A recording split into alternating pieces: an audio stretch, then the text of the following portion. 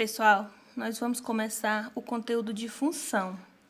Só que antes de começar o conteúdo de função, eu gosto sempre de estar revisando o plano cartesiano, porque a gente vai construir gráficos e para fazer gráfico vocês vão precisar colocar os par ordenado no plano cartesiano ou sistema cartesiano. Então, eu tenho aqui, ó. O que é o sistema cartesiano? Você vai pegar e vai fazer duas retas. Então, aqui, ó, eu tenho essa reta aqui que é chamado de eixo Y, ou eixo das ordenadas, e esse eixo aqui que é chamado de eixo X, ou eixo das abscissas, tá? Então, Y, X. Você não pode confundir na hora de fazer o plano cartesiano, colocar o Y aqui e o X aqui. É sempre assim, Y e X. Fez isso, nós vamos enumerar isso. Aqui, o ponto de encontro das duas retas é a origem, que é o zero. Então, aqui do zero, a partir do zero, é os números positivos, 1, 2, 3, 4, 5 e assim por diante. Antes do zero, vai estar os números negativos, menos 1, menos 2, menos 3 e assim por diante. Então, antes do zero está os negativos, depois do zero está os números positivos. E no eixo Y, a mesma coisa. Acima do zero está os positivos e abaixo os negativos. Sempre o plano cartesiano vai estar assim, ó. Uma coisa que você não pode errar na hora de fazer o plano cartesiano. Observem a distância entre os números aqui.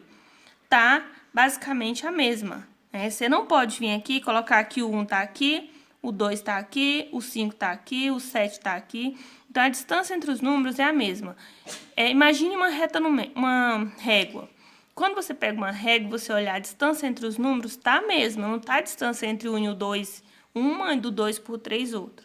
Então, quando você for fazer o plano cartesiano, tem que seguir isso aqui, ó. A distância entre os números tem que ser a mesma. Porque se você colocar o 1 aqui, o 3 aqui, o 4 aqui, quando a gente for fazer o gráfico da função, não vai dar certo. Então, é importante vocês seguir isso aqui. Eu coloquei aqui, ó, porque os quadrantes, ele é contado no sentido anti-horário. Primeiro quadrante, segundo quadrante, terceiro quadrante e quarto quadrante. Para que serve isso aqui? Para sistema de localização. Se você falar, olha, o ponto tal está no primeiro quadrante, você sabe que está aqui. Ah, está no terceiro quadrante, então ele vai estar aqui nessa parte, tá? Então, os quadrantes servem para localização. O que a gente vai fazer aqui? A gente vai marcar os pontos. Eu tenho aqui os par ordenados, tá? Isso aqui é chamado, ó, par ordenado. O par ordenado A é 1 e 2. Quando você for marcar isso aqui, é importante você lembrar que o primeiro número é sempre o valor de x e o segundo é sempre o valor de y. Então, olhou para um par ordenado. O primeiro número é de x, o segundo de y. Por que você tem que saber isso aqui, ó? Quando você vir aqui, você vai ter que localizar ele no sistema cartesiano. Então, vamos lá primeiro, ó. 1 e 2. 1 não é de x, aí você vai vir aqui. Onde está o 1 e x? Aqui. E o 2 está aqui em cima. Então, você vai fazer um pontilhado do 1 até chegar aqui e vai fazer um pontilhado do 2 até ele se encontrar. Onde ele se encontrar, esse aqui é o ponto A. O B é a mesma coisa. O B é menos 3 e 4. Vamos lá localizar onde está o menos 3 no eixo X. Olha aqui o menos 3. E o 4 está aqui em cima. Então, você faz um pontilhado do menos 3 e do menos 4, e do 4, aliás, positivo, até ele se encontrar. Onde ele se encontrar aqui, esse aqui é o ponto B. O ponto C é 5 e menos 3. 5 é de quem? De x. E o menos 3 é de y. O pontilhado, onde se encontrou, é o ponto C.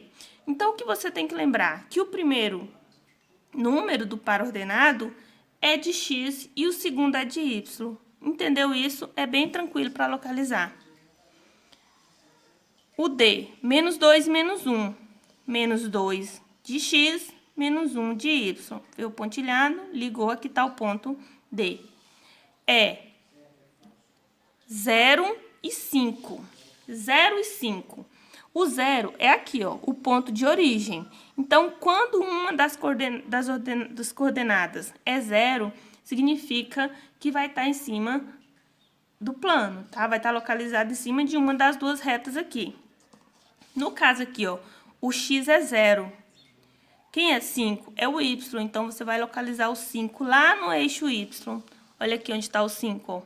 0 e 5. Então, o ponto vai ficar em cima do próprio eixo aqui, ó. Esse aqui é o E, em cima do eixo. Não precisa fazer uma bolinha do lado, pode fazer em cima do próprio eixo mesmo, tá? Aqui o próximo. 2 e 0. Quem é o 0 é o y, então significa que o ponto vai estar em cima do eixo x. Aí é só a gente ir lá e localizar, ó. 0 e 2, então está em cima do próprio eixo x. Letra G, 1 sobre 2 e menos 2. Aqui tem uma fração. Aqui nós não temos fração, mas é só a gente dividir, ó. 1 dividido por 2 dá 0,5. 0,5 vai estar entre o 0 e o 1, ó, que é meio. Então, o meio vai estar aqui, ó. Então, meio, que é 1 sobre 2, e menos 2. O ponto G está localizado aqui. H, menos 4 e menos 5,3. O menos 4 do eixo x está aqui. E o 5,3, ele vai estar aqui, ó, entre o 5 e o 6, um pouco aqui mais próximo do menos 5 aqui. Então, você vem e faz o pontilhado do menos 4 até chegar aqui, ó. Parou do menos 5,3, onde eles se encontram é o ponto. Aí é só fazer isso aqui, tá? Vamos, então, começar aqui. Noção de função. Então, aqui, noção de função. Coloquei um exemplo aqui para vocês. Em um supermercado, o preço do quilo de carne é R$16. O valor a pagar depende da quantidade de carne comprada, né? Então, se você for em um supermercado, se você for em algum lugar comprar alguma coisa, o valor que você vai pagar vai depender da quantidade. Aqui, o quilo de carne custa R$16. Quanto que você vai pagar? Depende, você vai comprar 1 quilo, 2, 3, 10. Então, o valor que você vai pagar está em função da quantidade que você vai comprar. O preço você já sabe. Agora, você precisa saber a quantidade para você saber o valor que vai dar. Então, aqui eu fiz uma tabelinha para vocês e nós vamos estar trabalhando muito com tabelinhas, tá? E desse lado aqui eu coloquei possíveis quantidades, né, que você vai comprar de quilo, que é o X. E aqui o preço que você vai pagar, que é chamado de Y. Então, o valor a pagar, que é o Y, depende do X, depende da quantidade comprada.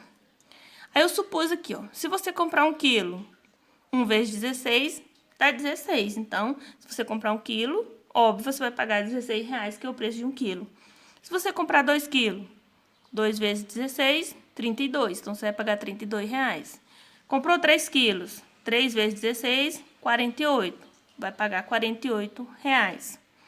Comprou 4 quilos, 4 vezes 16, 64. Comprou uma quantidade maior, 10 quilos, 10 vezes 16, 160.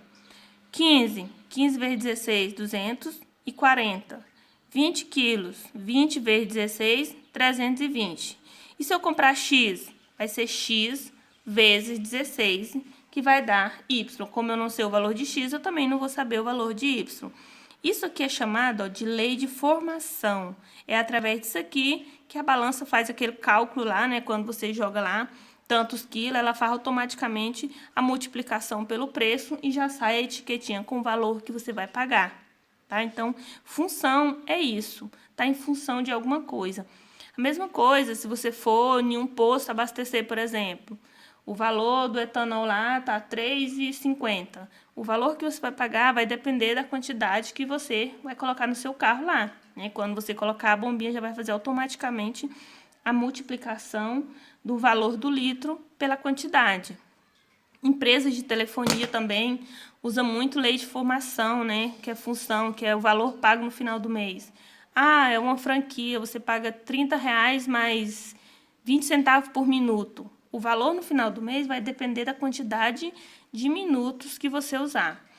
E na próxima aula eu vou estar explicando como que constrói o gráfico de uma função e a lei de formação. Por enquanto é só isso.